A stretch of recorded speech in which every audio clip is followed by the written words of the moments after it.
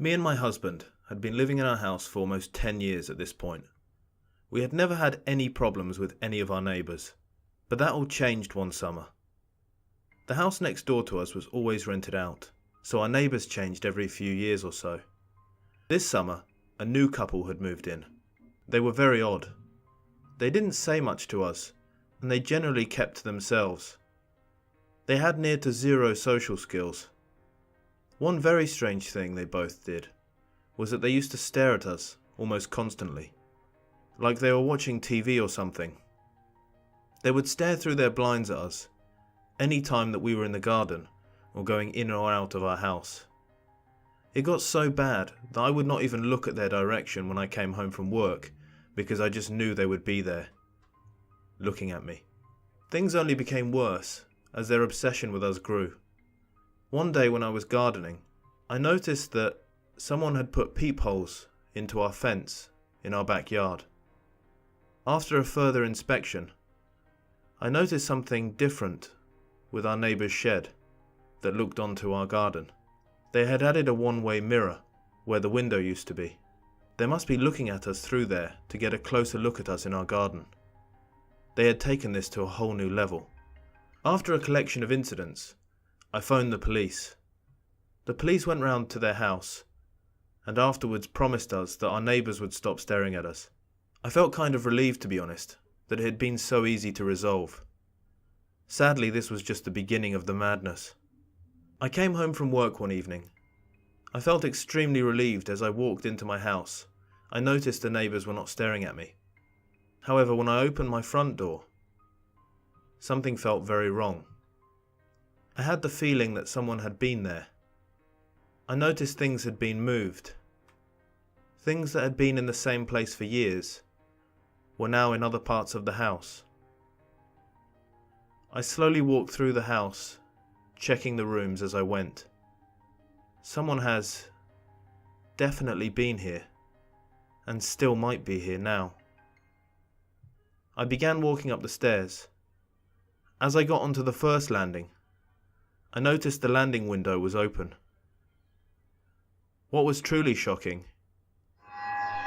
was when I went to close the window, I noticed something on the side of my neighbour's house. They had painted an eye symbol on the side of their wall facing our house. I freaked out and called my husband.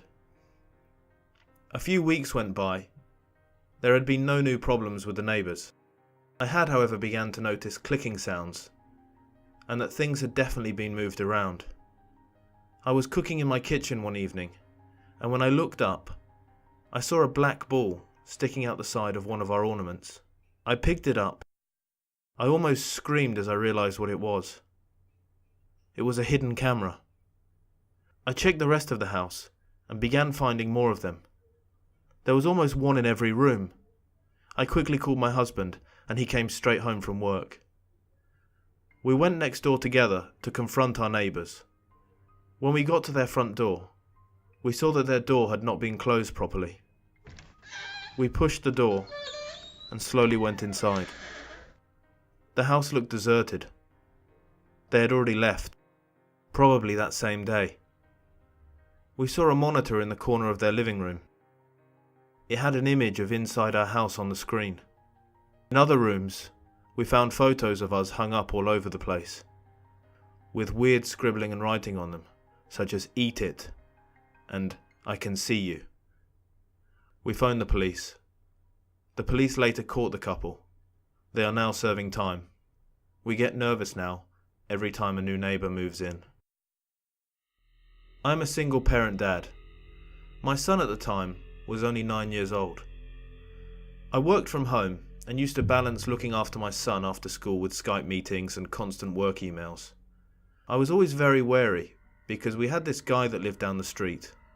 He was a fat guy in his 50s who lived by himself.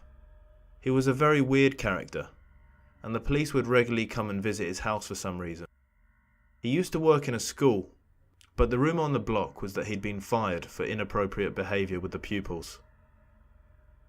When I would come out into the front yard for a cigarette break, I would sometimes see the guy staring at my son from his garden. I would wave, and he would just ignore me. The guy was really freaky. When the kids in the neighbourhood went out on their bikes, he was the only adult that would go out on his bike too, and cycle around the block. I also caught him on occasion taking photos of the kids playing in the street from his bedroom window. I just got really horrible vibes from the guy. One day I had the shock of a lifetime. I was in my home office working, and Jason, my son, was going up and down the block like he always enjoys to do. He would regularly shout, "Look at me, Daddy," as he tried a small stunt or cycled very fast. It suddenly dawned on me that I had not heard him say anything for a few minutes. I got a sick feeling in my stomach. I walked out into the front yard. "Jason?" I said. No reply. I screamed his name a few more times, and still no reply. I walked out into the street. I began panicking as I could not see my son anywhere. I could feel my heart pounding out of control, and then I nearly threw up when I looked left. My son's bike was left on the floor, with no sign of Jason. The bike was left outside the weird guy's house. I quickly ran over to where the bike was. I felt sick as I looked into the guy's front living room. I saw my son in there, sat on his couch, drinking a juice box. I ran up to the door and began banging on it. The weird man quickly came to the door. "What are you doing taking my son into your house?" I said. "I don't know you." "He wanted some juice," he told me. I pushed the guy over and told him if he ever came near my son again, I would call the police. I took my son home and told him never to go into a stranger's house ever again. The weird man moved a few months later.